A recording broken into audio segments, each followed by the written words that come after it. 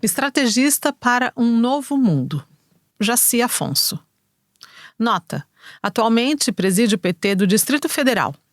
Foi chefe de gabinete de Gusquem na Constituinte e presidente do Sindicato dos Bancários de Brasília. Fim da nota. Falar do Gusquem em um artigo é muito difícil, porque ele fez tantas coisas extraordinárias que se torna difícil selecioná-las. Vou aqui falar um pouco sobre a minha relação pessoal com o Gushi e os momentos importantes da vida brasileira em que eu presenciei as decisões estratégicas dele.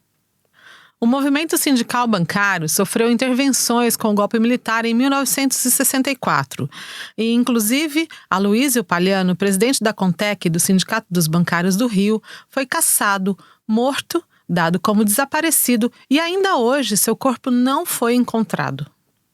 Nesse período, o primeiro sindicato a ser retomado foi o Sindicato dos Bancários de Porto Alegre, no início dos anos 1970, tendo Olívio Dutra como presidente, que inclusive liderou a greve dos bancários em 1979. O movimento de oposição pela retomada do Sindicato dos Bancários de São Paulo foi vitorioso em 1979, elegendo Augusto Campos como presidente e Luiz Gusquem, Gilmar Carneiro, Luizinho e Tita, entre outros maravilhosos militantes, como diretores. Depois foi Rio de Janeiro, Ceará, Rio Grande do Norte, Distrito Federal e Bahia. Eram 7 sindicatos e destes 2 eram liderados pelo PT e os demais liderados pelo PCB nessa renovação sindical. Em 1982, entre este grupo, o Sindicato dos Bancários de São Paulo foi o primeiro a fazer sua renovação. 3 chapas disputaram e a chapa do Augusto foi reeleita. A maioria da diretoria do Sindicato de Brasília era vinculada ao PCB, mas nós tínhamos o núcleo dos bancários do PT muito forte aqui. Fiz parte da mesa na posse do Sindicato dos Bancários de São Paulo, representando o núcleo dos bancários.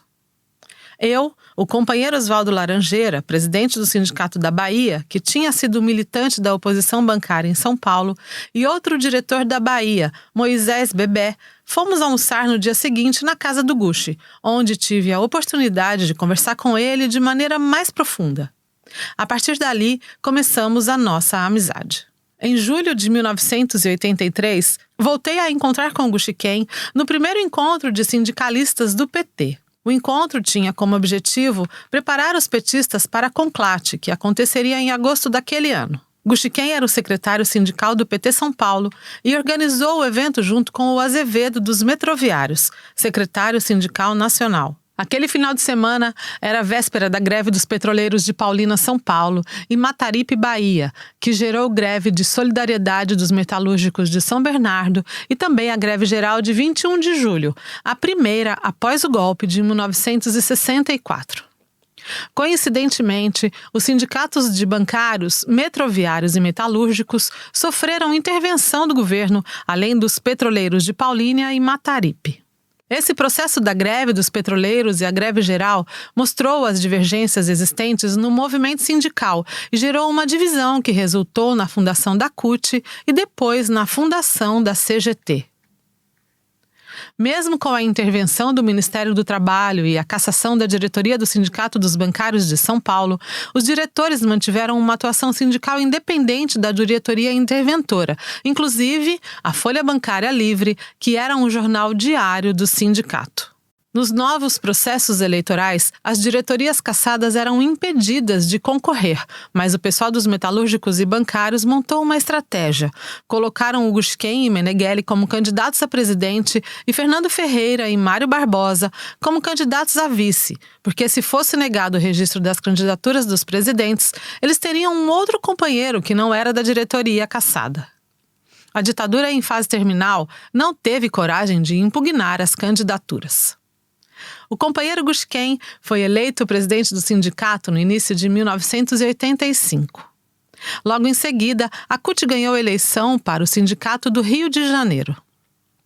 Em maio de 1985, Gushi, junto com Gilmar Carneiro, líder bancário da CUT Nacional, liderou a fundação do DNB-CUT, Departamento Nacional dos Bancários da CUT, com 5 sindicatos: São Paulo, Rio de Janeiro, Porto Alegre, Londrina e Ipatinga. Tiveram várias oposições, inclusive a nossa de Brasília. A ditadura militar acabou em março de 1985 e, em junho, a categoria conquistou o reajuste trimestral. Na preparação da campanha salarial, Gushi teve um papel importante no convencimento dos setores atrasados, Erivelto, da Federação de São Paulo, do sindicalismo bancário e na realização da primeira greve nacional da categoria em setembro do mesmo ano. É a partir dessa estratégia da campanha nacional articulada que nós conquistamos, em 1992, 7 anos após a primeira greve nacional, o contrato coletivo dos bancos privados.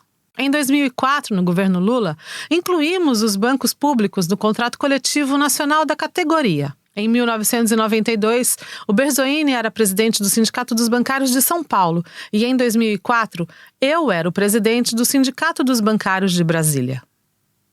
Em 1986, o Gushken foi eleito deputado constituinte, sendo um dos 16 constituintes eleitos pelo PT. O Lula foi o deputado constituinte mais votado do Brasil e também foram eleitos os bancários Olívio Dutra, do PT do Rio Grande do Sul, e Augusto Carvalho, do PCB, do Distrito Federal. Em janeiro de 1987, fui convidado pelo Gushken a ser seu chefe de gabinete. Viveria um dos anos de maior efervescência política e social, bem como formação política trabalhando com Gushi. Fiquei apenas 1 ano na Câmara dos Deputados, porque retornaria para o Banco do Brasil em 1988 para militar na oposição bancária, em que fomos vitoriosos somente em 1992, elegendo a Érica Cocai como presidente do sindicato. Em março de 1987, diante do fracasso do Plano Cruzado, realizamos fora da database uma greve da categoria. Foi nesse período que Gushi estabeleceu uma relação profícua com a FENAI. Em abril, preocupado com a pouca participação popular, em especial com a demora do PT em organizar o povo na Constituinte, Gushi propôs uma série de atividades plenárias por fora das estruturas partidárias. Essa iniciativa contribuiu como um caldo de cultura para, posteriormente, termos as mobilizações das emendas populares. Em maio, ele escreve na revista do SED, com Aloysio Mercadante e Vitor Letícia, um artigo sobre os desafios sindicais e partidários. Lembro de ir à agência dos Correios, pegar o postgrama, fax, e depois das observações do Gushi no conteúdo, ir novamente aos Correios, enviar a nova versão do artigo. Na minha opinião, este artigo teve grande contribuição para o que viria a estar nas teses da articulação do Partido dos Trabalhadores para o 5º Encontro Nacional do PT, em dezembro de 1987, e na tese 10 da articulação sindical para o 3º Concute, em setembro de 1988. Em junho, no processo das eleições dos metalúrgicos de São Paulo, presidido pelo pelego Joaquinzão, Gushi participou ativamente defendendo a unidade da oposição sob a liderança do companheiro Lúcio Belantani. A chapa 2 do Belantani foi para o 2º turno contra a chapa 1 do Medeiros, que ganhou as eleições por uma pequena diferença de votos. Acredito que se a oposição cutista tivesse ganho aquela eleição, a força sindical não existiria e a CUT seria verdadeiramente a única central de trabalhadores. Na época da Constituinte não existia Access e Excel, mas ele descobriu um sistema de cadastro do Prodazem com uma combinação de dados com 3 letras e 3 números. Montamos um extraordinário banco de dados com mais de 60 mil pessoas, 30 anos antes dos famosos algoritmos. Com este cadastro, ele tinha uma estratégia de comunicação direcionada, que foi fundamental na sua ação parlamentar na disputa política e nas suas reeleições de 1990 e 1994. No 5º Encontro Nacional do PT, Lula deixou a presidência do Partido dos Trabalhadores e o companheiro Olívio Dutra assumiu. Nas eleições municipais de 1988, nós elegemos 3 prefeitos de capitais: Luísa Erundina em São Paulo, Vitor Buarque em Vitória e Olívio Dutra em Porto Alegre. Olívio deixaria a presidência do PT. Naquele dia, eu liguei para a casa do Gushken e ele não estava lá. Naquela época, não tinha telefone celular.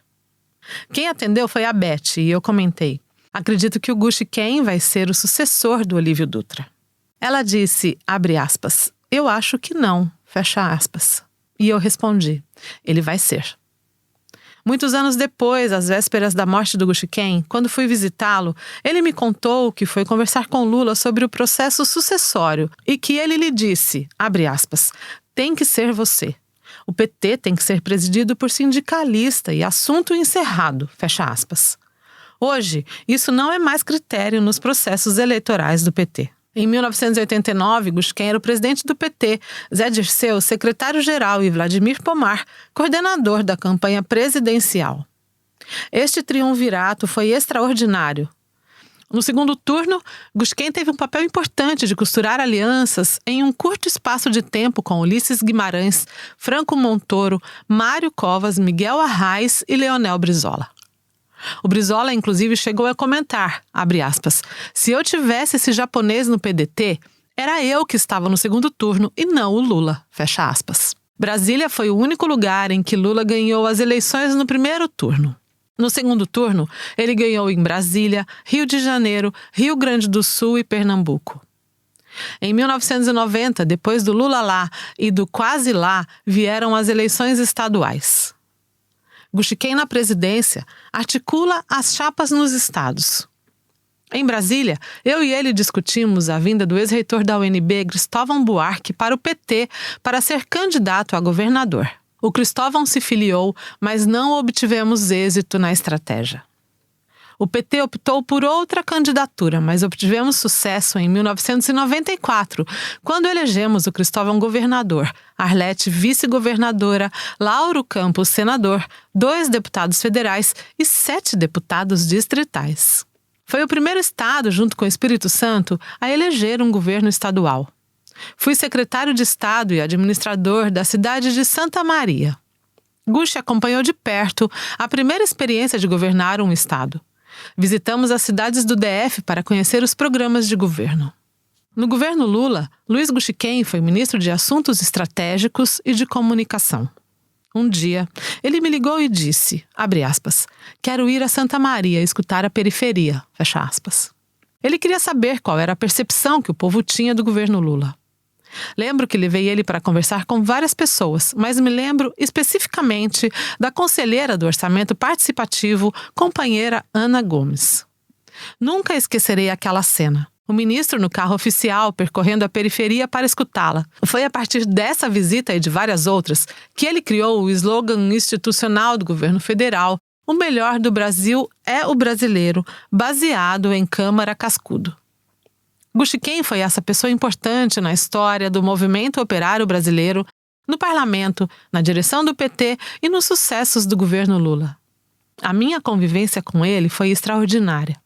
Aprendi muito neste período. Por isso que eu sempre o chamei e continuarei a chamá-lo de Gushiken, o samurai brasileiro. Ele era corajoso, ele era perfeccionista, ele era um estrategista para um novo mundo. Um defensor da classe trabalhadora brasileira.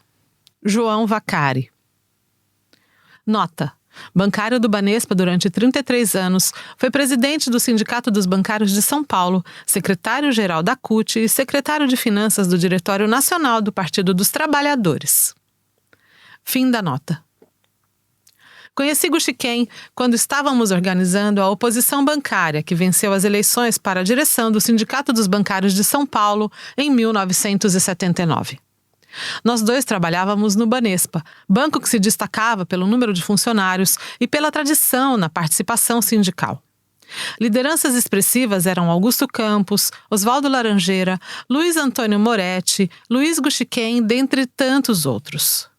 Já em 1979, no primeiro ano de mandato, Augusto Campos insistiu que era fundamental desatrelarmos o valor do piso da categoria e priorizar a elevação do seu valor. Em torno da luta pelo piso foi aprovada a greve, apesar de não haver condições de mobilização no Banespa para tanto, inclusive porque a questão do piso tinha menor impacto no banco.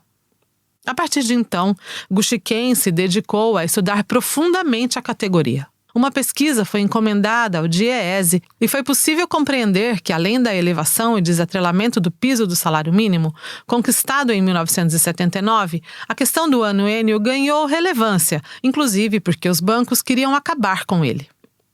Gushiken, Augusto e grande parte da diretoria do sindicato e da militância bancária participaram ativamente da construção do PT, cuja fundação foi no segundo semestre de 1980 e da CUT, formalmente fundada em 1983. Em 1982, Franco Montoro venceu as eleições para o governo do estado de São Paulo, e já em 1983 foi aprovada a eleição de um diretor representante dos trabalhadores para a direção do banco. Junto com o cargo de diretor foi criado um conselho de representantes. Augusto Campos se candidata e se elege diretor representante. A organização sindical do Banespa avançou significativamente. Em 1983, atuamos com firmeza na construção da greve geral de julho de 1983.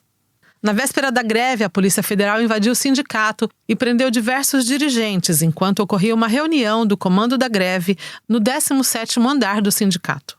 Deputados organizaram a saída em segurança do pessoal do comando em seus carros oficiais e quem estava na reunião ficou em silêncio e conseguiu sair pela rua Líbero Badaró. Foram muitas prisões de diretores do nosso sindicato, dentre eles Augusto Campos, Luizinho Azevedo, Tita Dias, Manuel Boanerges, Reco Marquinhos, a funcionária Fumaça, dentre outros. Gushiken conseguiu escapar e não foi preso, mas fomos todos caçados e o sindicato sofreu intervenção. Encerrada a intervenção no sindicato em 1985 e estando Augusto Campos representando os trabalhadores na diretoria do Banespa, Gushiken foi escolhido para ser o candidato a presidente da chapa que concorreu e venceu as eleições no Sindicato dos Bancários. Liderou a greve de 1985, quando a atuação de Augusto Campos e dos conselheiros de representação, ao lado da Organização dos Funcionários do Banco do Brasil e dos demais bancos públicos, foi essencial para que a greve fosse deflagrada, inclusive nas bases sindicais das diretorias imobilistas. Em 1986, Gushiken se afasta da presidência para disputar a eleição como deputado constituinte. Eleito deputado federal, destacou-se no processo constituinte, o que o tornou ainda mais forte e o credenciou para assumir a coordenação da campanha de Lula à presidência da República em 1989. Foi uma das mais belas campanhas que por pouco não tornou realidade a música Lula Lá. Na década de 1990, ampliamos nossa visão do papel dos sindicatos, incluindo em nossa estratégia a necessidade de disputar a opinião pública, para além das questões específicas da categoria bancária. As negociações coletivas passaram a ser nacionais e contaram sempre com o apoio de Gushiken na Câmara Federal. Exerci a tesouraria do sindicato no período em que a privatização dos bancos estaduais foi intensificada. Conseguimos travar uma batalha histórica em defesa do Banespa como um bem público. Em 1988, assumi a presidência do Sindicato dos Bancários de São Paulo. Em viagem pelo interior com Gushiken e Lula, este me pergunta qual era a minha opinião sobre pôr o Gushi para assumir a coordenação da campanha eleitoral em 2002. Manifestei minha imediata concordância, primeiro pela sua visão estratégica e capacidade de articulação, e segundo, porque assumir uma tarefa dessa envergadura o ajudaria a se recuperar da cirurgia a que havia se submetido recentemente. Gushiken nos falava que Lula seria presidente e que precisávamos estar preparados para esta nova situação. Sua visão estratégica foi essencial para que ao redor de Lula fosse possível reunir amplos setores da sociedade. Eleito e empossado Lula, Gushiken exerceu papel de destaque em seu governo. Tanto Gushiken como eu fomos vítimas de uma perseguição implacável. Eu fui condenado e preso. Agora, a justiça tem me inocentado de todos os processos que contra mim foram movidos. Situação diferente não foi com Gushiken, que também foi vítima de calúnias, difamações e foi inocentado de todas as denúncias. Tenho orgulho de ter trabalhado e travado muitas lutas com Gushiken. E todos nós sentimos a falta que ele faz nesses últimos 10 anos para as lutas da classe trabalhadora brasileira. O paletó do Gushiken. Jorge Pérez. Nota. Presidente do Sindicato dos Bancários de Pernambuco entre 1994 e 1997, presidente da Central Única dos Trabalhadores de Pernambuco entre 1997 e 2002, delegado regional do trabalho do Ministério do Trabalho e Emprego em Pernambuco entre 2003 e 2006 e presidente do Partido dos Trabalhadores de Pernambuco entre 2007 e 2011. Fim da nota. Entrei no Banco do Brasil em setembro de 1974, com 20 anos. Em março de 1975, ingressei no curso de Filosofia na Faculdade de Filosofia, Letras e Ciências Humanas da Universidade de São Paulo. No primeiro ano de banco, assumi a edição de um boletim da Associação dos Funcionários da Agência do Metroluz e, pela prudência que o momento político do país exigia, mantive relativa neutralidade nos textos, sem deixar de fazer uma discussão crítica, porém sem confronto aberto com a administração. Ao mesmo tempo, comecei a participar da Libelu, nos barracos vermelhos da cidade universitária. Por conta do folheto que eu publicava, fui convidado, não me lembro por quem, para participar de uma reunião de bancários que se organizavam como oposição sindical. Desta reunião, me lembro só do Oswaldo Laranjeira. Participei de uma única reunião e decidi que deveria, naquele momento, focar minha militância apenas no movimento estudantil. Na minha ansiedade pela Revolução Socialista, ingenuamente considerava que na universidade eu poderia me construir como militante de esquerda com mais conteúdo, já que, nos barracos, participava cotidianamente de reuniões, debates e conversas sobre a estratégia do movimento revolucionário dos trabalhadores. Era uma visão equivocada do ponto de vista militante, mas não posso negar que os anos de Libelu na universidade ajudaram muito na minha formação política. Em 1977, os estudantes resolveram retomar as manifestações de rua que haviam cessado em 1968. Os assassinatos de Alexandre Vanucchi Leme e de Vladimir Herzog já criavam um clima para a retomada. Participei ativamente como agitador de rua daquelas manifestações no centro de São Paulo, pedindo o fim da ditadura. Nelas, eu via como uma parcela da população, em particular os comerciários, demonstravam aprovação ao movimento dos estudantes. Foi quando meu conceito de classe operária como vanguarda revolucionária, com as greves metalúrgicas, deixava de ser uma ideia abstrata para ser uma manifestação material. Assim, em 1978, decidi participar da campanha salarial dos bancários, atraído pela intervenção da oposição sindical. Participei das assembleias dirigidas politicamente pela oposição e foi nesse tempo que minha consciência política e meu sentimento revolucionário estudantil amadureceram. Uma imagem que depois se tornou simbólica colaborou de forma decisiva para esse meu amadurecimento como militante de esquerda na busca de um ideal libertário. Essa imagem, que ganhou importância fundamental nessa fase da minha vida, veio na primeira vez em que vi o companheiro Guxiquem à frente da Assembleia dos Bancários.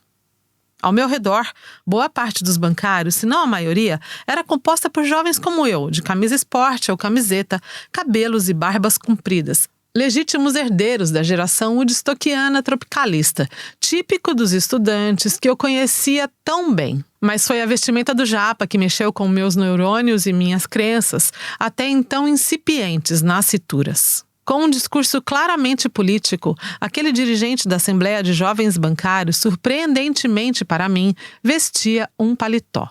Não me lembro se era o único com aquele traje, mas ele mexeu comigo e aquele paletó se fez símbolo do que eu nem sabia exatamente o que era e que, aos poucos, fui desvendando. Numa manifestação política que se assemelhava às assembleias estudantis, das quais fiz parte inúmeras vezes, um trabalhador comandava a mobilização. Um trabalhador como todos os outros que ali estavam, porém de paletó.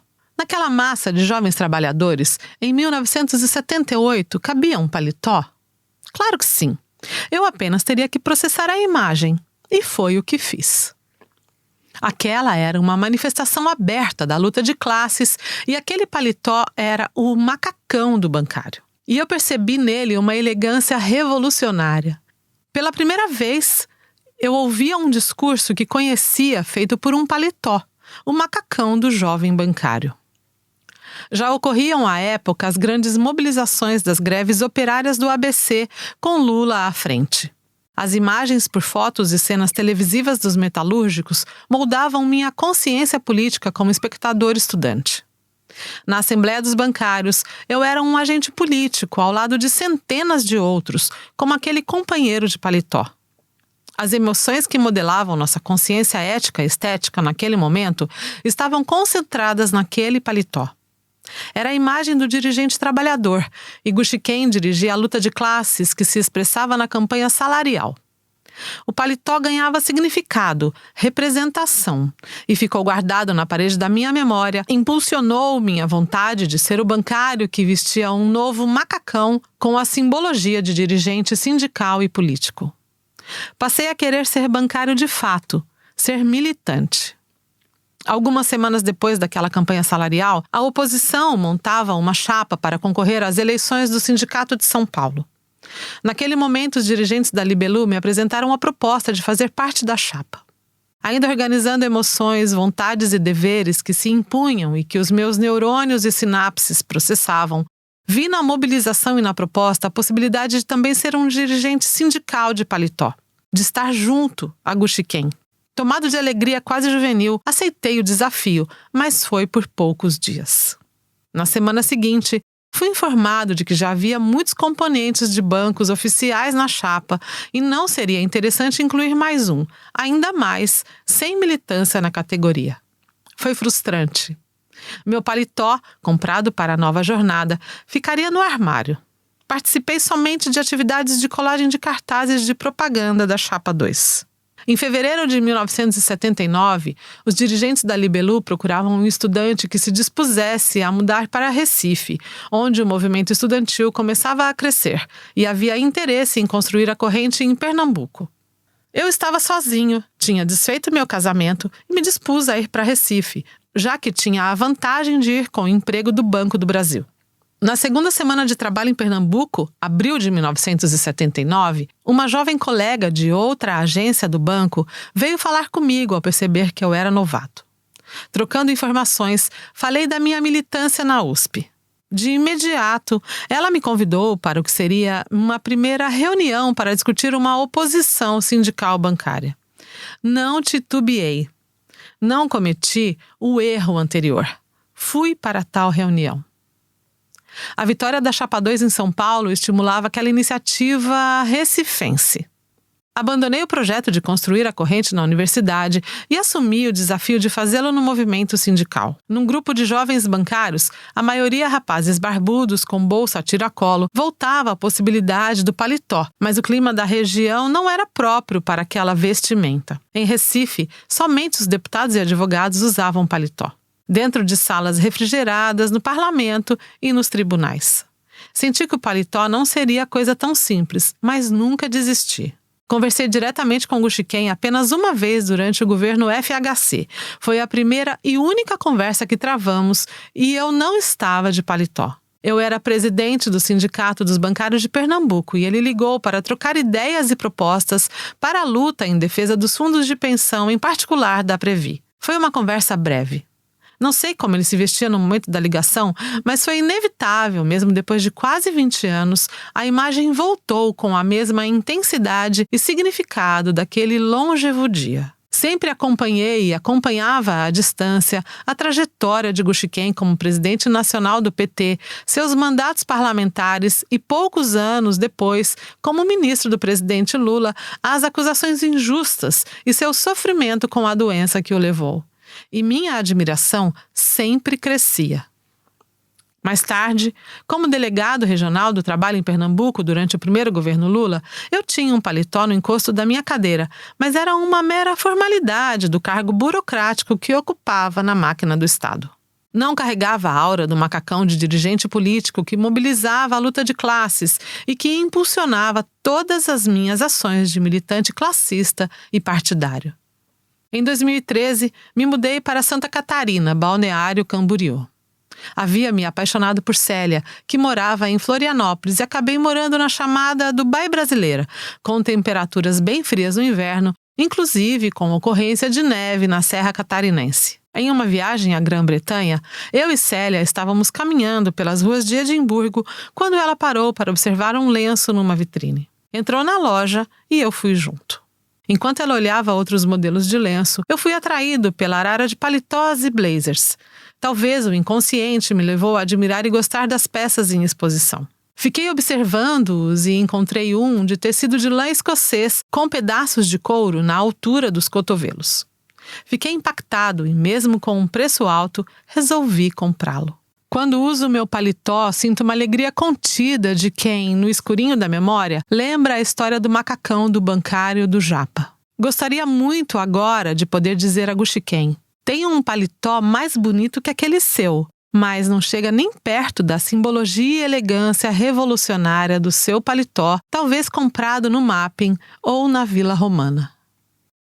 O Mestre, José Carlos Alonso.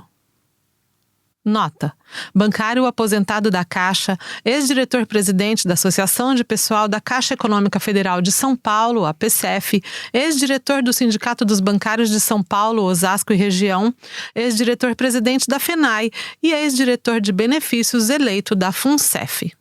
Fim da nota.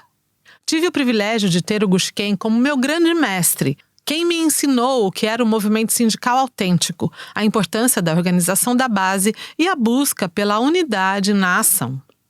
Minha experiência como militante limitava-se ao movimento estudantil, onde atuei como membro do centro acadêmico da faculdade. Como empregado da Caixa Econômica Federal, via o sindicato como algo distante. Os trabalhadores da Caixa não eram considerados bancários. Nossa jornada de trabalho era de 8 horas. Como a Caixa é uma empresa pública, nós éramos proibidos de nos sindicalizarmos. Nossa database acompanhava a dos funcionários públicos federais em 1º de janeiro. As reclamações trabalhistas eram submetidas à Justiça Federal. Os empregados da Caixa foram contagiados com a efervescência dos movimentos sociais nos anos 1980, que contestavam a ditadura civil-militar, lutavam contra a carestia, contra o pagamento da dívida externa, em defesa da democracia e da anistia dos presos e exilados políticos. Um movimento de empregados que foram contratados como auxiliares de escritório reivindicava enquadramento como escriturário, o que propiciou uma tomada de consciência da sua condição de trabalho e que a luta era mais ampla como bancários.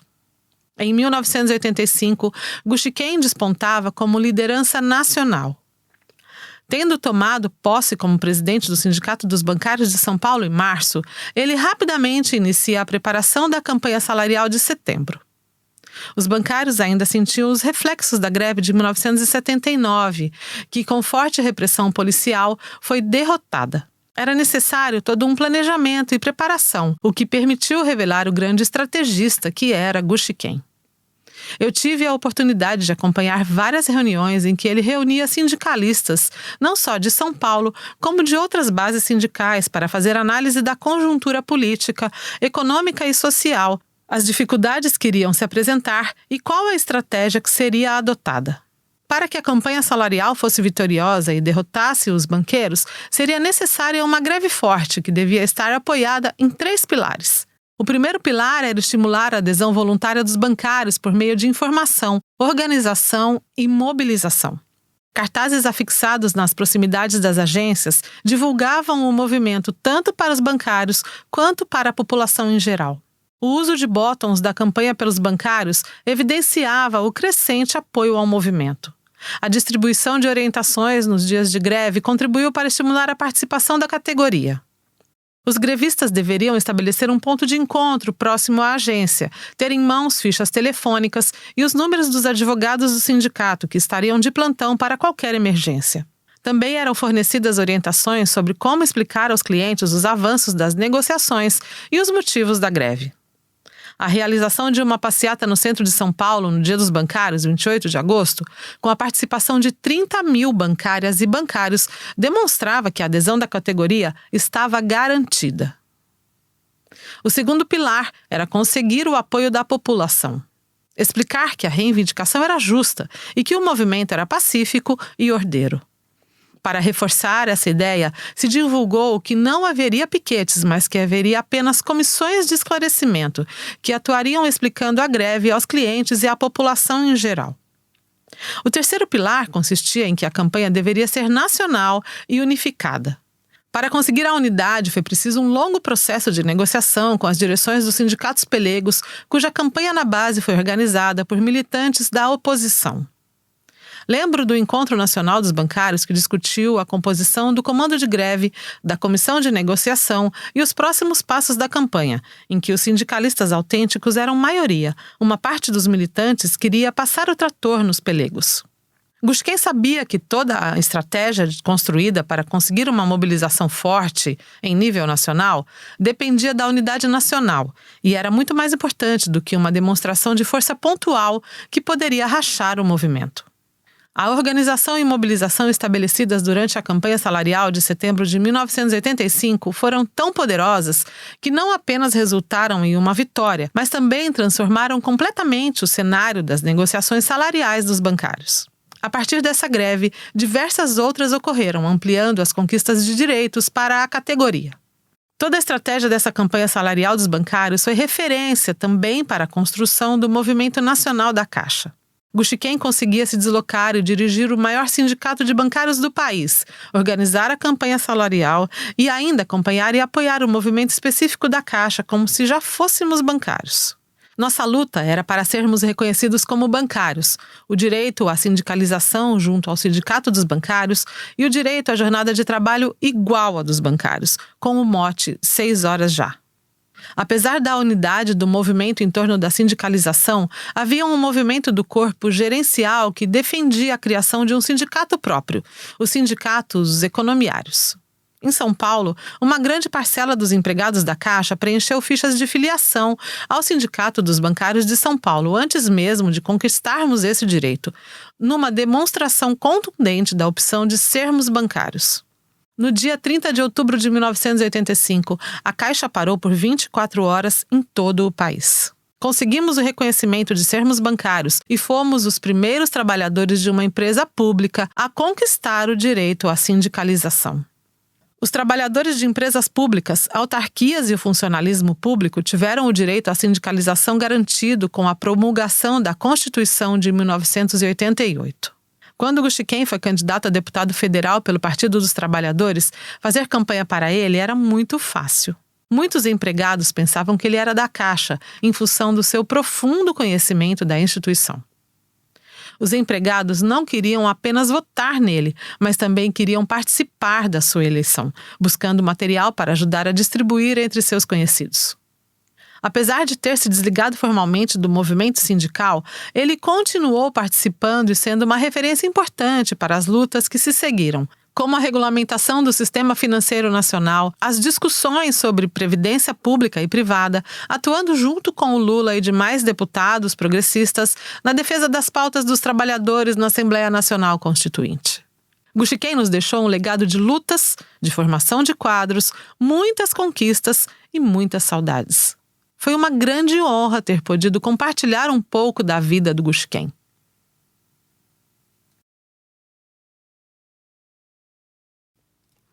Conhecendo o Gushiken. José Carlos Fernandes Costa. Nota: um dos fundadores do PT, foi bancário do Banco do Estado de São Paulo e do Banco do Brasil. Fim da nota. Eu me lembro do Gushiken, o Gushi, dirigindo as assembleias do Sindicato dos Bancários de São Paulo. Eu e minha mulher éramos bancários, trabalhávamos no antigo Banespa, onde ele também trabalhava. Ele era licenciado para trabalhar no sindicato. Confesso que não gostava muito dele na época, pois o achava muito radical. Portanto, muito antes de ser eleito deputado federal, o conheci. Na época, morávamos em São Paulo. Nos mudamos depois para Indaiatuba, onde estou até hoje. Mal sabia que aqui iria gostar e ter mais contato com o Gushi e sua família. Eu mudei de emprego, mas minha mulher permaneceu no mesmo e acabou se beneficiando de uma lei proposta pelo Gushi, 25 anos de serviço para as mulheres poderem se aposentar.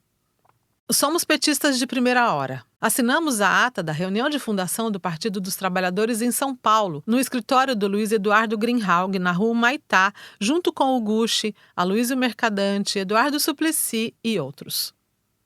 Comecei a gostar do Gushi quando ele fez uma visita oficial a Indaiatuba. Esteve aqui para dar seu apoio ao candidato a prefeito da época. Eu era coordenador da campanha. A família dele morava aqui há pouco tempo e o candidato a prefeito havia estudado no colegial com sua esposa, daí o convite. Chovia muito naquela noite de sábado. O encarregado do caminhão do Sindicato dos Metalúrgicos teve que desligá-lo sob risco de eletrocutar todos que estavam em cima ou dentro dele. O Gushi fez o discurso no gogó. Ele estava em seu primeiro mandato de deputado federal. Alguns meses depois, já em sua casa em Indaiatuba, nos ensinou a fazer arroz japonês, sem óleo e sem sal na panela elétrica. Conversamos só sobre o mundo holístico, nada de política. Nas conversas deu para perceber o quanto idolatrava e respeitava seu pai. Tinha orgulho de seu pai. O consultava quando o tempo permitia sobre qualquer assunto. Quando virou ministro de Lula, os mesmos homens que o odiavam e o xingavam deram a ele o título de cidadão indaiatubano. Pura hipocrisia. Esse era o homem Gushi que conheci, aprendi a amar e respeitar. Sobre coragem e paixão. José Dirceu. Nota: foi líder estudantil nos anos 1960, combatente à ditadura civil-militar, fundador do Partido dos Trabalhadores, deputado estadual e federal, eleito pelo estado de São Paulo e ministro-chefe da Casa Civil durante o primeiro governo Lula. Fim da nota. Não sei por que, sempre que busco na minha memória a imagem de Luiz Gushiken, me vem a figura de um jovem agitador, com barba à la Ho Chi Minh, megafone nas mãos, enfrentando a repressão nas ruas. Recém-chegado da clandestinidade em dezembro de 1979, graças à lei da anistia, queria muito conhecer quem eram os sindicalistas que haviam, no meu entender, mudado a história do Brasil. Primeiro, encontrei Lula e os metalúrgicos do ABC, Jacob Ittar e outros líderes petroleiros, entre vários outros ao lado dos quais assinei a ata de fundação do Partido dos Trabalhadores em março de 1980.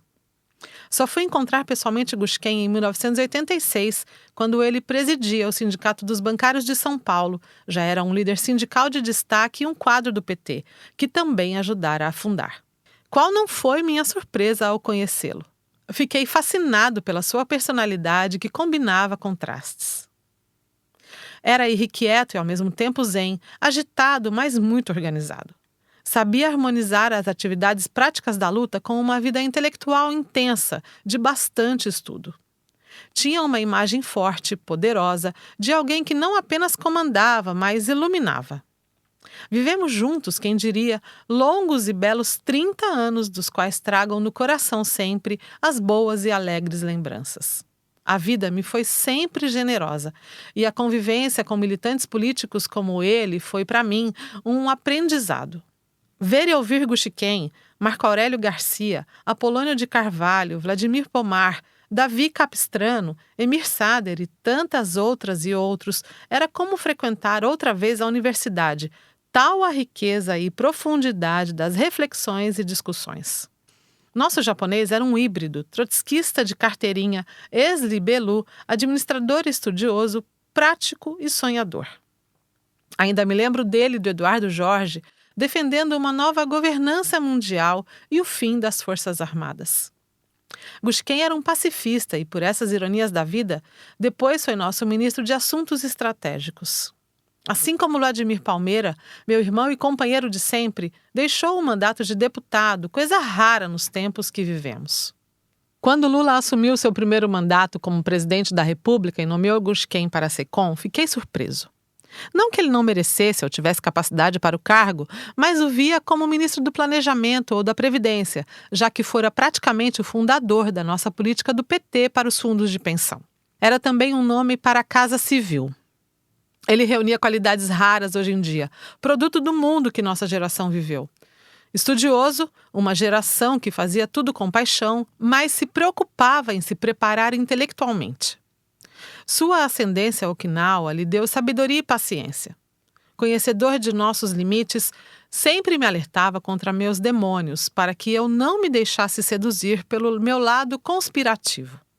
Ele costumava dizer, abre aspas, lá vem o Zé conspirando contra sua própria sombra, fecha aspas. Quando Lula me nomeou também ministro das Relações Institucionais, acumulando com a Casa Civil, ele se enfureceu e me acusou de querer mais poder. Uma acusação injusta, porque a decisão foi exclusivamente do presidente. Em 2001, Lula me chamou e me disse, abre aspas, vá a Indaiatuba e traga Gusquem. Não podemos começar sem ele, fecha aspas. E lá fui eu conversar com ele e a Beth para convencê-lo a voltar à militância e à direção da campanha, apesar do câncer que já o atingira. Ele veio e vencemos. Elegemos Lula presidente. No final de sua vida, já consciente da morte que se aproximava rápido, me chamou ao hospital onde estava internado. Tivemos uma longa e apaixonada conversa de dois revolucionários que sabiam que era o último encontro. Qual não foi minha emoção ao ouvir Gusquem, como se ainda tivesse 20 anos de idade, avaliar o momento em que vivíamos e me deixar lições e mensagens para evitar o pior com relação ao governo Dilma e sobre como pensar o futuro do PT. Sempre o partido, nosso ponto de confluência, sua importância para nosso projeto de vida, o Brasil e a humanidade. Escreva essas linhas no ano em que se completam 10 anos de sua morte, com profunda tristeza e saudade de Gusquem, mas grato por ter vivido ao seu lado.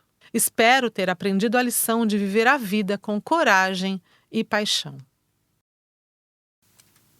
Uma ausência sentida. José Eduardo Martins Cardoso. Nota. Ex-presidente do Centro Acadêmico 22 de Agosto, foi secretário de governo de São Paulo, vereador por São Paulo e deputado federal pelo estado de São Paulo. Ocupou o cargo de ministro da Justiça e advogado-geral da União. Advogado da presidenta Dilma Rousseff no processo do impeachment. Fim da nota.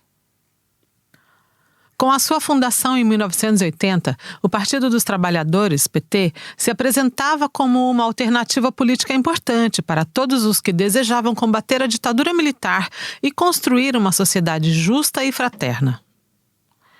Sindicalistas intelectuais, militantes, políticos de esquerda, religiosos, lideranças da sociedade civil e estudantes associaram-se em torno dessa proposta partidária, compartilhando experiências de vida diversas e visões políticas diferentes, com o objetivo conjunto de construírem um sonho.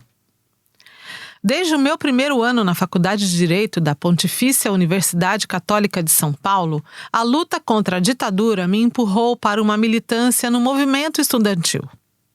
No momento em que o PT nascia para a política brasileira, eu exercia o cargo de presidente do Centro Acadêmico 22 de Agosto, órgão representativo dos estudantes da minha faculdade. Não tive nenhuma dúvida em pedir a minha imediata filiação naquele partido recém-fundado e atuar para buscar convencer pessoas a fazerem o mesmo. Aquele partido político representava para mim o melhor caminho político institucional para organizar a luta dos trabalhadores pela democratização e para combater a miséria, a exploração e a opressão no nosso país. 4 décadas depois, e olhando para tudo o que ocorreu no país e na minha vida desde então, não posso deixar de reconhecer que minhas posições políticas mudaram muito. No momento de fundação do PT, eu me identificava com visões alinhadas ao trotskismo. A vida mudou as minhas antigas convicções. Muitos dirão que foi uma evolução, enquanto outros dirão que foi uma involução, fruto de uma insuperável contradição pequeno-burguesa. Isso, porém, para mim hoje não importa. A história demonstrará, mesmo que seja após a minha morte, quando estive certo ou errado ao longo da minha vida. Posso dizer com orgulho, porém, que o fato de ter mudado de convicções não me fez mudar de lado nos perigosos caminhos da história. A defesa da ditadura do proletariado foi para mim substituída pela defesa de uma democracia radical, igualitária e fraterna. A transformação social por vias violentas foi substituída pela luta pacífica dos trabalhadores, por mudanças sociais radicais, agudas e profundas, realizadas a partir de lutas democráticas cotidianas e por meio de um processo de conscientização social crítico e, por que não dizer, revolucionário. A prática democrática e republicana deixou de ser para mim somente um meio para se converter simultaneamente em um meio e um fim. Essa mudança de pensamentos ao longo da minha vida, e que talvez ainda não tenha parado, não me fez mudar de partido e nem ignorar as minhas principais referências pessoais orientadoras. No que diz respeito à minha militância partidária, reconheço com muito orgulho que toda a minha atuação política se deu a partir do Partido dos Trabalhadores, a despeito de não poucas vezes ter sido convidado para migrar para outras agremiações partidárias. No PT, vivi fortes embates, participando de grandes vitórias e sofrendo grandes derrotas. Nele, vivi experiências maravilhosas e felizes, bem como situações decepcionantes e tristes, em que me senti agraciado ou preterido. Nele, aprendi a ver a vida como ela é, livre de maniqueísmos dogmáticos e de intolerâncias autoritárias. Sob a sua bandeira, tive a oportunidade de exercer diferentes funções no parlamento e na administração pública. Ainda jovem, fui secretário de governo do município de São Paulo durante a gestão da primeira prefeita da cidade em que nasci e sempre vivi, Luísa Erondina de Souza, tendo como companheiros de secretariado nomes da envergadura de Paulo Freire, Dalmo de Abreu Dalari, Marilena Chauí, Paul Singer e Mário Sérgio Cortella, dentre muitos outros. Depois exerci 2 mandatos de vereador, tendo sido presidente da Câmara Municipal de São Paulo por 2 gestões consecutivas. Durante o primeiro e o segundo governo do presidente Luiz Inácio Lula da Silva, fui deputado federal, tendo ainda exercido a função de secretário-geral nacional do Partido dos Trabalhadores durante as presidências de Ricardo Berzoini e José Eduardo Dutra. Sob a presidência de Dilma Rousseff, a primeira mulher a exercer a presidência da República do Brasil, ocupei o cargo de ministro de Estado da Justiça e depois, no período final do seu segundo mandato, o de advogado-geral da União. Tive ainda a honra e o privilégio de servir como advogado da presidenta Dilma Rousseff durante o impeachment, que abreviou o fim do seu segundo mandato, tendo a oportunidade de afirmar de viva voz perante a Câmara dos Deputados e o Senado Federal, que aquele processo não passava de ser um golpe de Estado. Nesses meus anos de vida, acumulei uma larga vivência política. E nela, fui premiado com importantes referências orientadoras de companheiros que me fizeram guardar lembranças preciosas dos que, não mais convivendo conosco no mundo dos vivos, jamais desaparecerão da minha memória ou deixarão de ter de mim um profundo e sincero agradecimento. Um desses companheiros é Luiz Guxiquem. Seria mentiroso da minha parte afirmar que convivia diária e cotidianamente com ele, embora o tivesse não apenas como companheiro, mas também como amigo. Seria igualmente mentiroso deixar de reconhecer que ele teve uma presença marcante na minha vida política. Como eu, ele também teve um passado de militante trotskista, embora sua militância sindical tenha dado a ele um importante protagonismo político nas greves de 1980 e durante o período em que presidiu o Sindicato dos Bancários de São Paulo. Embora tenha sido fundador do Partido dos Trabalhadores, eu apenas o conheci pessoalmente mais tarde, durante o período em que exerceu a sua presidência.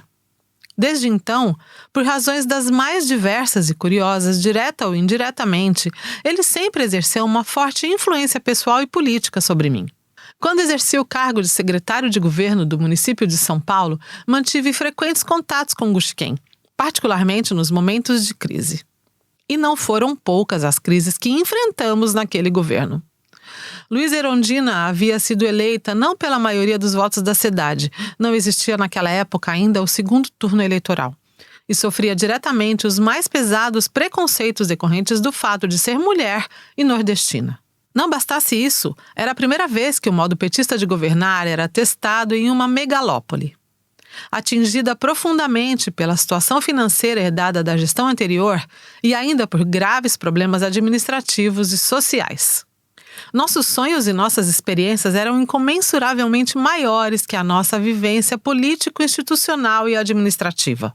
Sem possuirmos a maioria parlamentar na Câmara Municipal, acreditávamos que as nossas boas intenções seriam prontamente sustentadas pelos movimentos sociais e que sempre contaríamos com a pressão social para defender as nossas bandeiras de governo. Nosso messianismo ingênuo nos fazia menosprezar a ação desestabilizadora das elites e dos corruptos que não aceitavam a afirmação de posturas republicanas na gestão da maior cidade do país e o cerco asfixiante da grande mídia. Vivemos muitos problemas internos e externos, em que o choque entre um pragmatismo exacerbado e uma utopia difícil de ser implementada produziram graves tensões e conflitos permanentes. Nesses momentos, que não foram poucos, fui socorrido ou procurei socorro na opinião firme e serena de Luiz Gusquem. Sua liderança, sempre fiel à estrutura e aos princípios partidários, era vista por mim como um porto seguro diante de mares políticos revoltos. Ele sempre teve comigo uma afetuosidade e uma postura companheira inesquecíveis. Idênticas situações se reproduziram durante os meus mandatos de vereador e de deputado federal. Volta e meia, as palavras de Gusquem foram por mim recebidas como um guia de orientação salvadora e fraterna. Durante o período das investigações sobre o denominado mensalão, em que fui designado como subrelator da CPMI dos Correios, era com o então ministro-chefe da Secretaria de Comunicação da Presidência da República que frequentemente procurava respostas, orientações e aconselhamentos amigos para as minhas inquietações e dúvidas sobre como agir naquele momento. Ele nunca se furtou a cumprir o seu papel de companheiro e de amigo, ouvindo e dando a sua opinião sincera. Infelizmente, por estar lutando contra a doença que o levou à morte em 2013, desde que assumi o Ministério da Justiça, acabei conversando com ele muito pouco. Praticamente vivendo recolhido na sua chácara em Indaiatuba, não foi possível que pudéssemos manter encontros pessoais. Seu aconselhamento e a sua amizade me fizeram uma imensa falta naquele período. Por isso, ao ultrapassar a barreira dos 60 anos de idade, olhar para a vida que se foi e aquela que ainda virá, vejo que algo ficou marcado na minha mente e no meu coração. A minha profunda admiração e respeito pelo meu grande conselheiro, o companheiro Luiz Gusquem. Sei que a sua falta, ao ficar doente, ao nos deixar, não foi sentida apenas por mim, mas por muitas pessoas. Indiscutivelmente, ele deixou um grande vazio nas nossas existências e no nosso percurso militante pela transformação. Sua tolerância, seu afeto companheiro, sua compreensão elevada da vida aprimorada ao longo do tempo e pela evolução plural do seu pensamento foram para mim e para todos os petistas um símbolo histórico. Um símbolo de grandiosidade humana, de respeito pela divergência e pelo direito que temos de evoluir em nossas ideias e com as nossas visões políticas, sem abandonarmos a defesa dos explorados e oprimidos. Querido amigo Gusquem, você nos faz falta e nos fará sempre uma imensa falta. Sempre será uma ausência sentida. Um militante especial, José Genuíno. Nota: ex-presidente do PT, ex-deputado federal, ex-constituinte e militante político. Fim da nota. Luiz Gusquem era um militante diferenciado. Diferenciado porque ele sabia se ligar ao futuro. Ele ligava o presente com o futuro. Deixou um texto de uma atualidade incomum. Nada ficava indiferente à convivência com ele, seja como sindicalista, como deputado, como presidente do PT, como militante da campanha do Lula, do governo do Lula em 2003, ele tinha essa facilidade de tratar a política. O Gusquem era um iluminista no sentido de perceber o futuro. Ele não ficava preso à questão do momento. Ele dava à política uma dimensão de futuro. Eu nunca esqueço que em 2003, quando discutíamos as reformas, os dilemas do governo Lula, ele nos chamava a atenção para o potencial que o Lula tinha de ser uma liderança mundial. Metidos em reforma da Previdência, metidos em reforma do Judiciário, metidos em reforma da Aliança Ampla, o Gusquem falava que tínhamos que prever o Lula como uma grande liderança mundial, o que acabou se concretizando. Eu me lembro disso. Ele dizia isso em 2003. Falava sobre o peso do Lula e isso está se concretizando agora. Nesse sentido, ele sempre situou o Brasil dentro do mundo, porque ele trabalhava com a época histórica. Ele trabalhava com valores que representavam uma espécie de emancipação. emancipação do ser humano. Nesse sentido, o Gushken era um visionário, porque ao apresentar uma visão libertadora, que às vezes tinha traços da religiosidade dele, aquilo era, em realidade, uma visão da política, no sentido da emancipação. A política que passava dos limites do economicismo, das alianças do presente, etc. Em sua última análise, que nos chega 10 anos depois dos fatos de 2013, além de refletir a época dramática que vivíamos, Gushken nos chama a atenção para o futuro. E ele, quando coloca essas ideias no meio de uma crise pós-desilusão do mensalão, que estava ainda em desenlace, ainda estava em processo, ele estava prevendo, e ele acertou o que aconteceria com o país e com o futuro do Partido dos Trabalhadores. Por quê? Porque, na visão dele, o futuro do PT sempre esteve associado com o futuro do país, e o futuro do país associado com o futuro do PT. Na verdade, o país viveu a experiência de sacrificar a história do PT e sacrificou o país. Ele também foi sacrificado e, no seu depoimento na CPI do Mensalão, teve uma postura digna e combativa. O PT é produto de condições históricas e ele aprende com o povo e ensina ao povo. É uma relação dialética que ele interpretava, que ele compreendia muito bem e, por isso, o Gushken era um militante especial. O que veio com a criminalização do PT e a prisão do Lula? O inominável. O que representou o inominável nesses 4 anos? Tragédia, tragédia e tragédia. E nós do PT tiramos o país da barbárie quando evitamos que a tragédia se transformasse em absoluta barbárie com a eleição do Lula em 2022. Imagine esse texto sendo redigido após a Lava Jato, após a prisão do Lula, após a eleição de 2018. Imagine esse texto sendo redigido com a preparação da pré-campanha do Lula e a vitória em 2022. Naquele momento, ele chama a atenção, e é muito atual isso, para o PT dialogar com as novas gerações. Porque a geração da fundação do PT estava sendo confrontada. Tinha que ter um novo discurso. E é interessante que ele chama atenção para a centralidade da reforma política, que foi uma tentativa da Dilma de convocar uma Assembleia Nacional Constituinte exclusiva para a reforma política. E a política atravessava uma crise porque quando a extrema-direita hegemoniza as manifestações de 2013, o objetivo dela foi criminalizar a política. Ao criminalizar a política, criou as condições na época para a intolerância, o maniqueísmo para correntes protofascistas. Ele tem razão em dizer que não era fascista, mas era protofascista. Nesse sentido, era impressionante a visão dele em relação ao que viria depois de setembro de 2013, no auge das manifestações, e ele estava olhando para o futuro. E esse futuro que ele delineou aconteceu com a tragédia do golpe após a eleição da Dilma. Quer dizer, a própria eleição da Dilma colocou dilemas que ele estava prevendo nessa carta, nessa declaração. O golpe começou ali. A preparação do golpe, mesmo Dilma sinalizando para o ajuste fiscal, a direita queria dar o golpe, porque a direita não suportava o PT.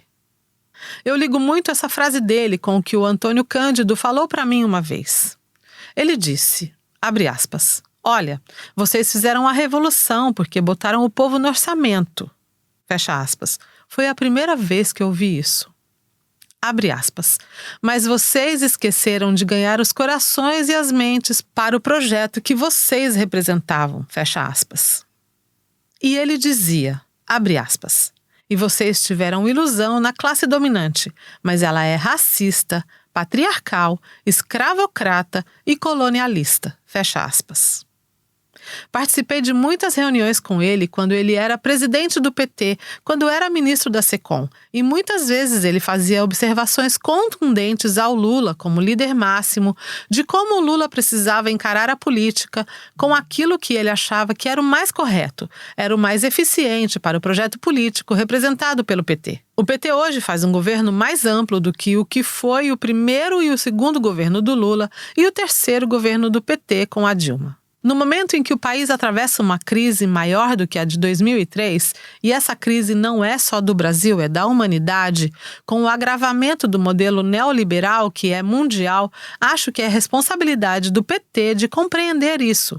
Nunca a compreensão foi tão fundamental para a militância política. E essa é uma lição do Guxiquem.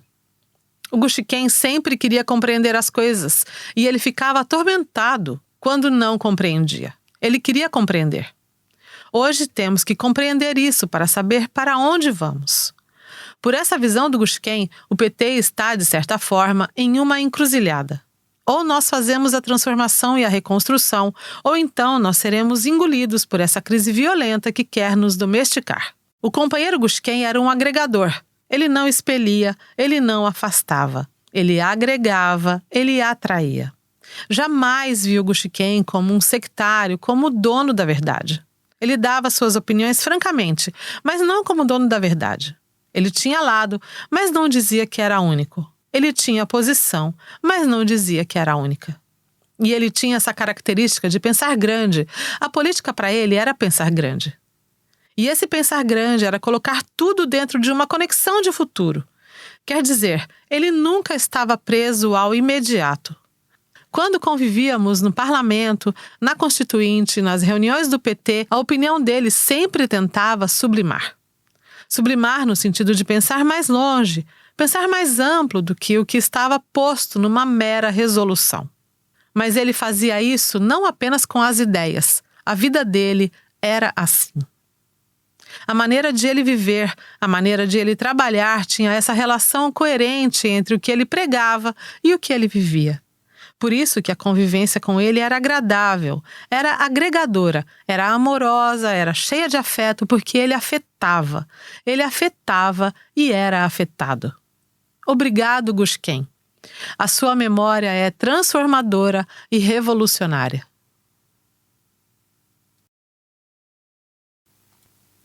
Velhos tempos de lutas e vitórias. José Jorge de Moraes.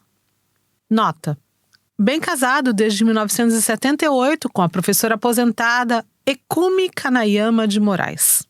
Concursado do Banco do Brasil, entrou em 1972 e saiu no primeiro PDV. Fundador do PT em Araraquara, em Ribeirão Preto foi fundador e dirigente da CUT do Interior 2. Adquiriu uma franquia dos Correios e tornou-se dirigente classista, tendo sido o primeiro presidente da Abrapost São Paulo e fundador e presidente nacional da Apost BR. Fim da nota. Décadas de 1970 e 1980. Banco do Brasil e Unesp Araraquara. Caso e vou para o interior do Ceará, sem telefone na cidade. Recebo os jornais e parece que a revolução começou. Vila Euclides, um líder surge. Lula. Volto correndo e a vida nunca mais foi a mesma. Movimento contra a caristia. Bancos públicos lideram a categoria nos movimentos sindicais.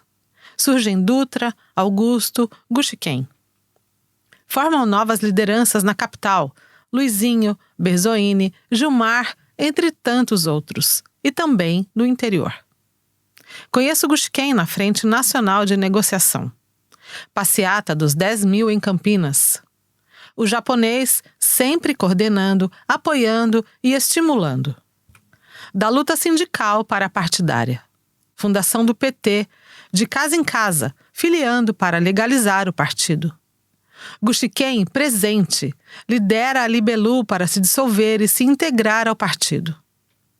Forte atuação em Ribeirão Preto, junto com Clara Ante. Sai o candidato a vereador. Dobradinha Luizinho para estadual e Guxiquem para federal.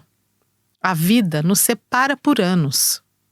Ele se torna fundamental para o governo e para Lula. Que falta faz? Como pequeno empresário, me torno representante classista dos franqueados dos Correios. Guxiquem, ministro. Chego em Brasília e resolvo ligar para o ministério, já contando em não ser recebido. Afinal, sem agendamento e com um ministro intensamente envolvido com as complexas questões da governabilidade, mais uma vez, que falta faz meu amigo? Poucas eram as chances. Para minha surpresa, sua secretária me liga 40 minutos depois, perguntando se poderia ir ao final do dia. Assim, sem mais compromissos na agenda, poderíamos conversar mais tranquilamente. E assim foi.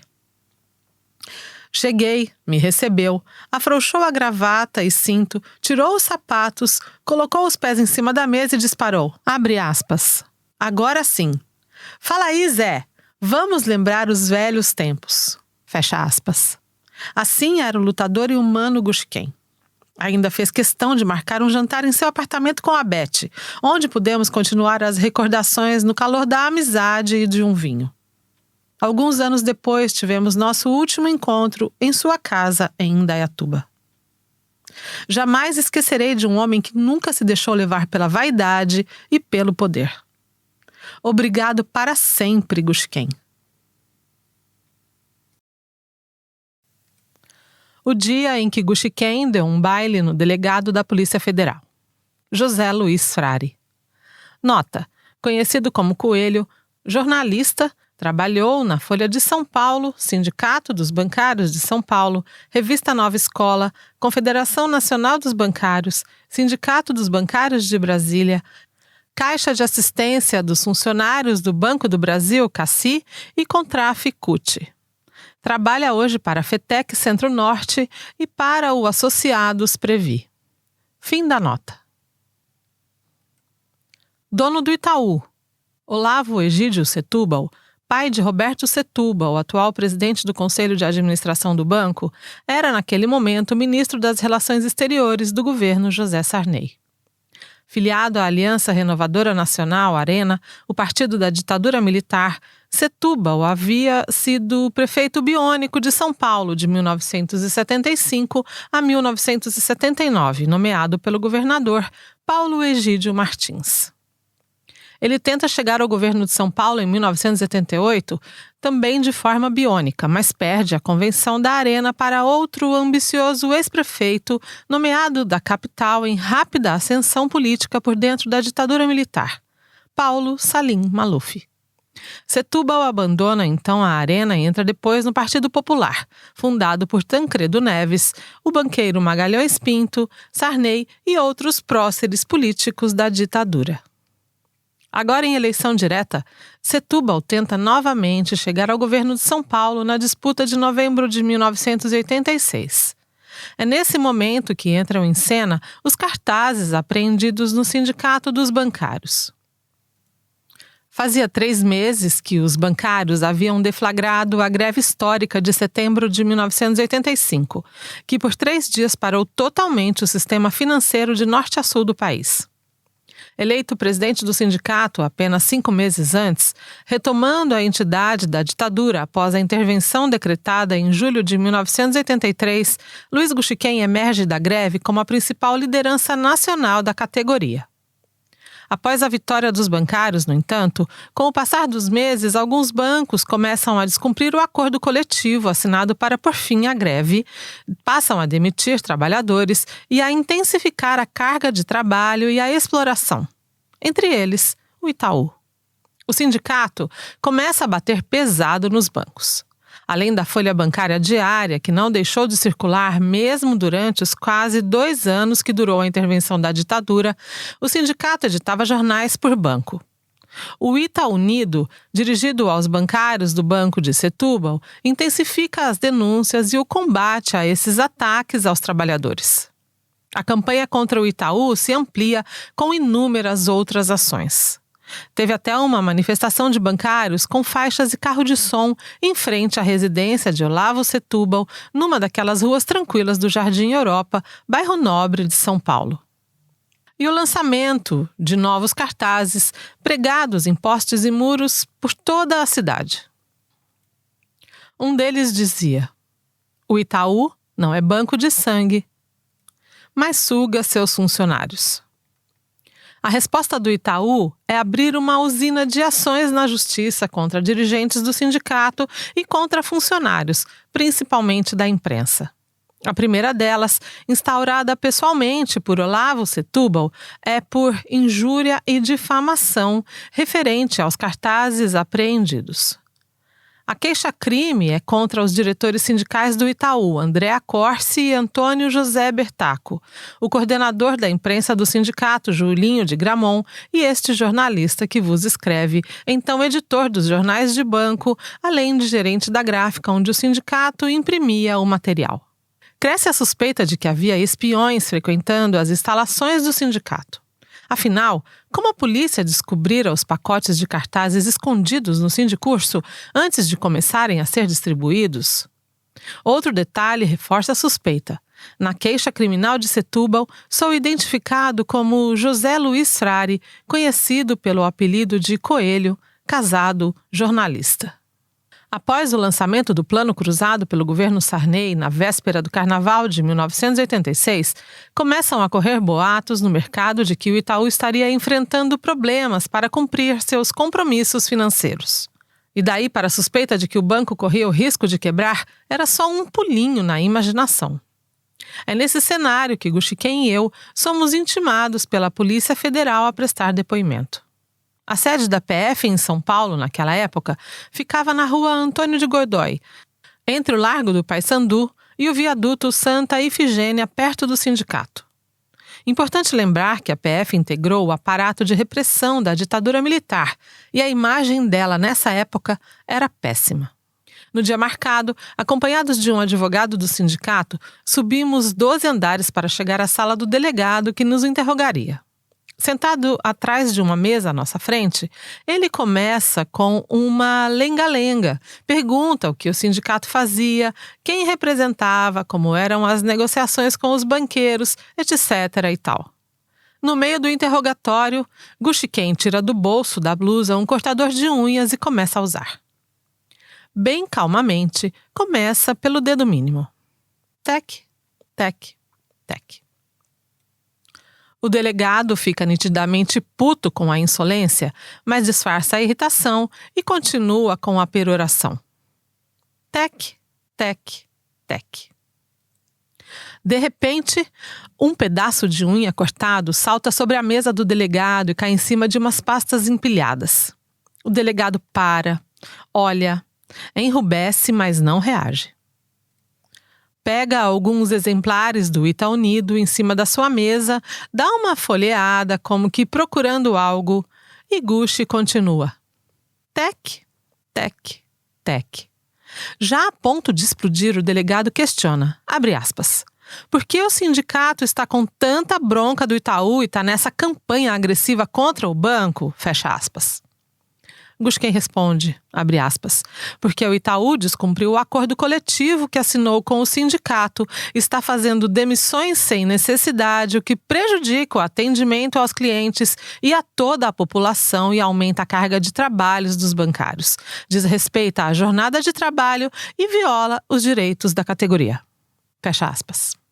E volta ao tec, tec, tec. O delegado da PF entra, então, na questão central. Abre aspas. Os senhores, como trabalhadores do setor, devem saber dos boatos sobre a quebra do Itaú. O sindicato tem alguma responsabilidade nesses boatos?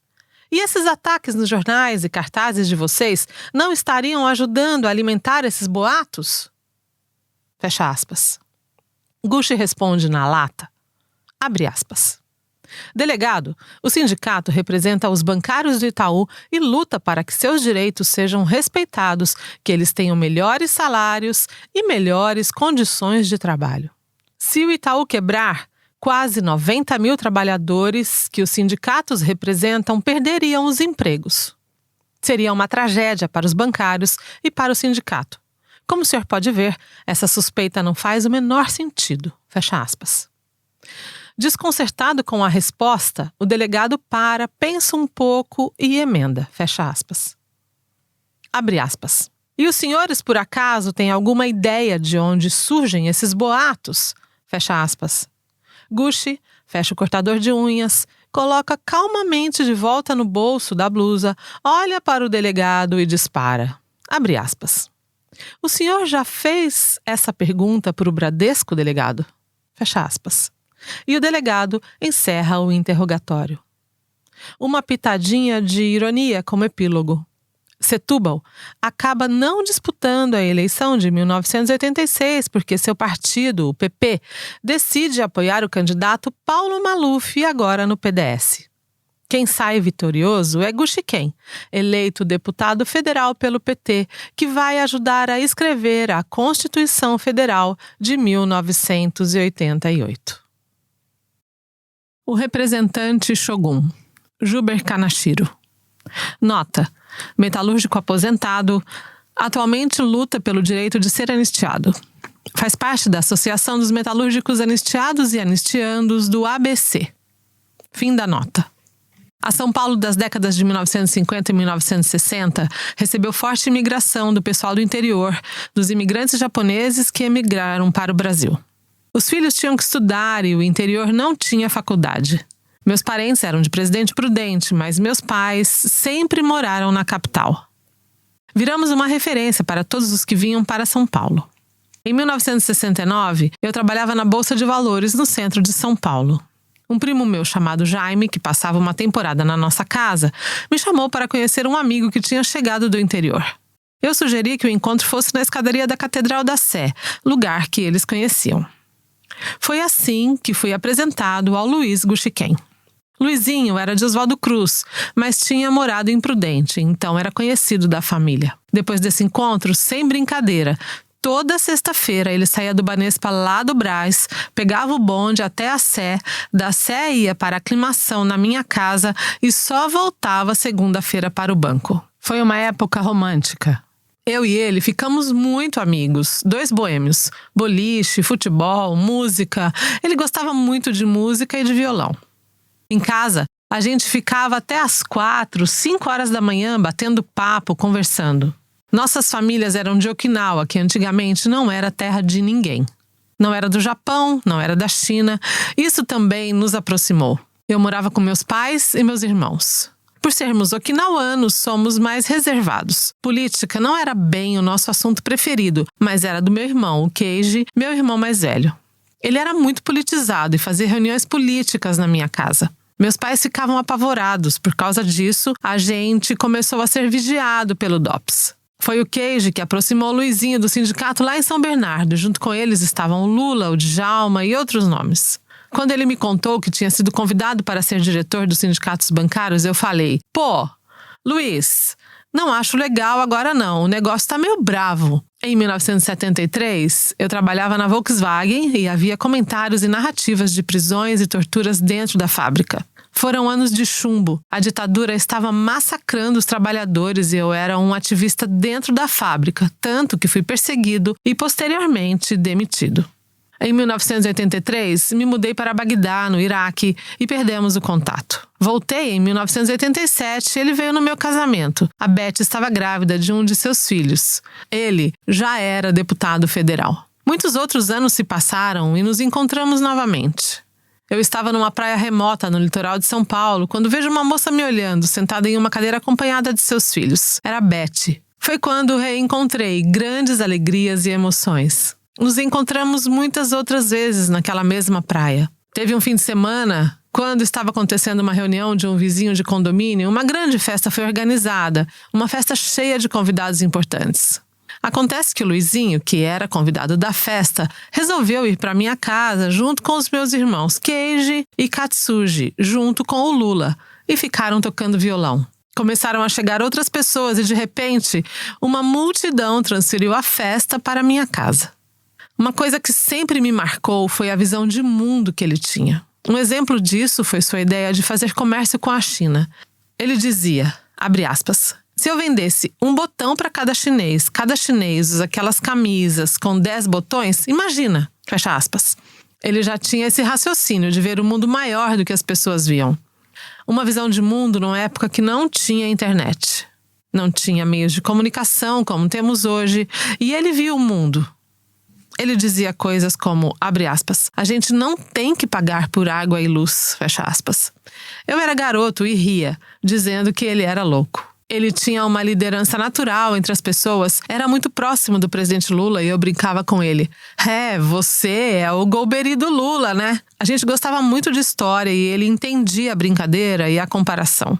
Para mim, O Guxiquem foi o grande articulador de tudo isso aí, da vitória do presidente Lula desde o princípio. Luizinho representou a cultura shogun de samurais. Me sinto muito honrado de ter tido a oportunidade de conviver com ele, a Beth e toda a sua querida família, de ter sido seu amigo de juventude, de assistir de perto sua trajetória de sucesso no começo, quando ele despontou como uma grande liderança política, e que ficará eternamente em nossa história. Um grande amigo que faz falta e jamais será esquecido por nós.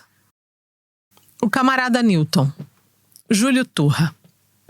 Nota: tem 70 anos de idade, foi fundador e dirigente da CUT, membro de sua executiva nacional entre 1997 e 2019, atualmente assessor político da Central.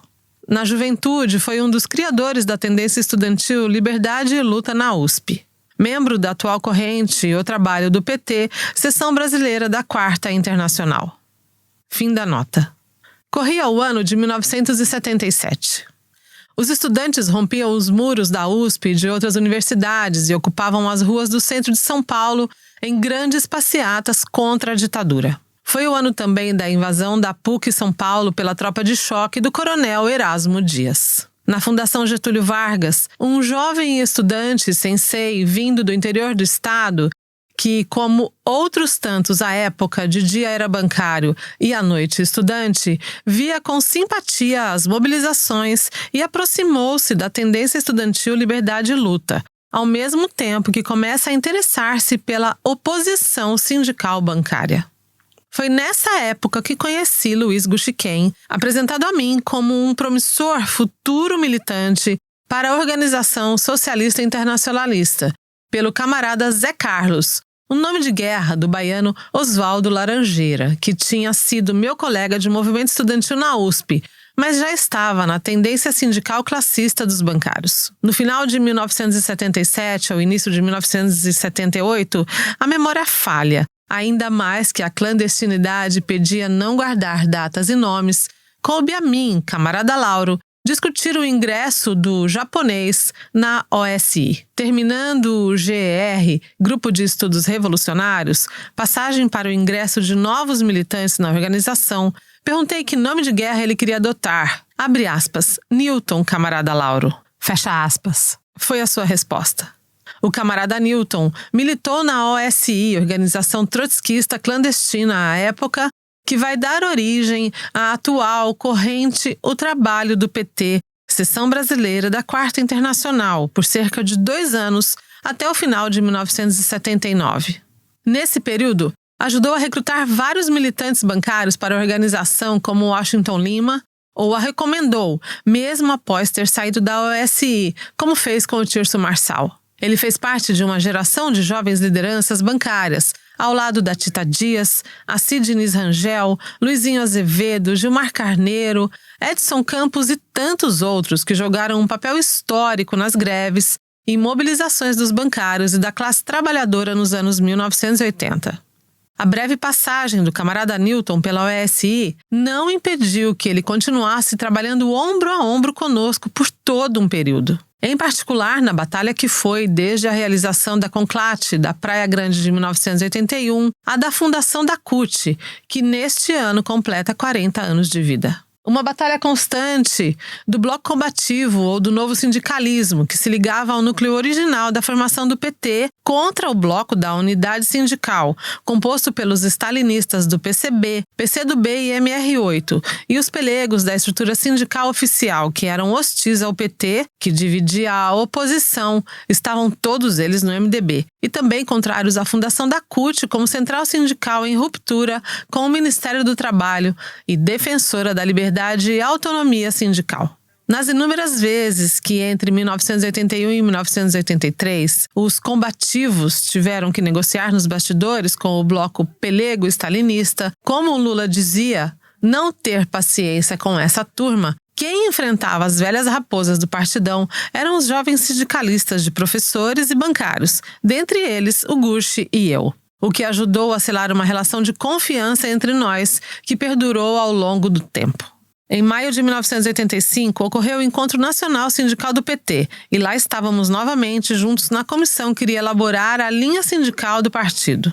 Ao lado de companheiros como Paulo Okamoto e Arlindo Quinalha, trabalhamos para entregar no segundo encontro de sindicalistas em Diadema, maio de 1986, o documento programático que foi finalmente adotado no 4º Encontro Nacional do PT, realizado no Hotel Danúbio, em São Paulo, entre 30 de maio e 1º de julho de 1986. Fortemente crítica à estrutura sindical corporativa criada pelo Estado varguista, a linha sindical do PT consagrou os princípios com os quais fora constituída a CUT em 1983 e que balizaram a intervenção do novo sindicalismo.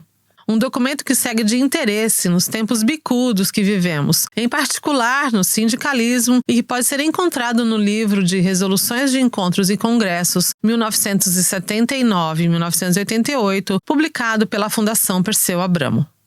Depois que o Gushi saiu do Sindicato dos Bancários para tornar-se deputado federal e, mais adiante, assumir a presidência do partido e tarefas nos governos do PT, deixamos de ter um relacionamento constante, mas sempre mantendo um diálogo respeitoso, aliás, como era do feitio do japonês.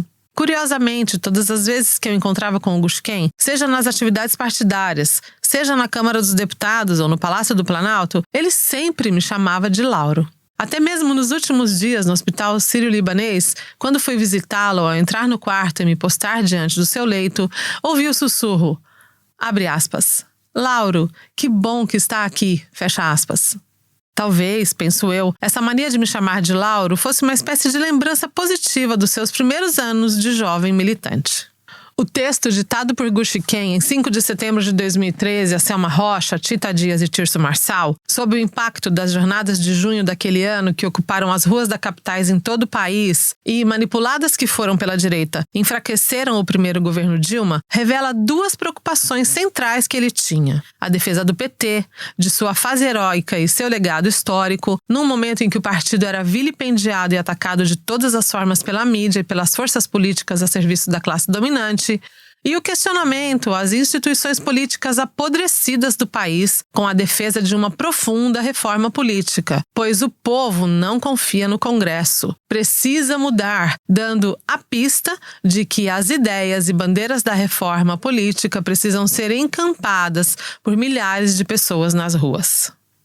Luiz Gushiken não teve o tempo de vida que lhe permitisse acompanhar em 2014 a campanha por uma constituinte para fazer a reforma política, que levou essa discussão a todos os cantos do país, desaguando num plebiscito popular que recolheu mais de 8 milhões de votos, cujos resultados foram entregues à presidenta Dilma Rousseff na reta final da sua campanha pela reeleição.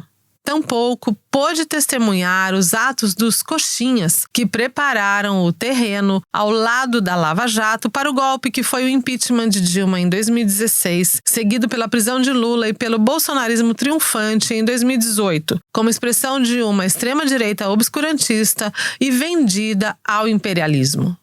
Mas a roda da história deu uma nova oportunidade para o PT, com a volta de Lula à presidência da República em 2023, recolocando velhos desafios, como os aventados por Gushiken na defesa do legado do PT e da necessidade de profunda reforma política, e levanta novos desafios diante de um mundo marcado pela crise estrutural do sistema capitalista, em sua etapa imperialista e as consequências de uma guerra no coração da Europa que ameaça o conjunto da humanidade.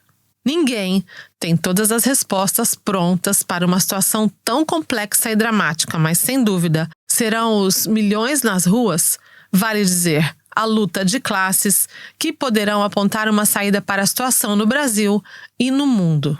Camarada Newton, presente.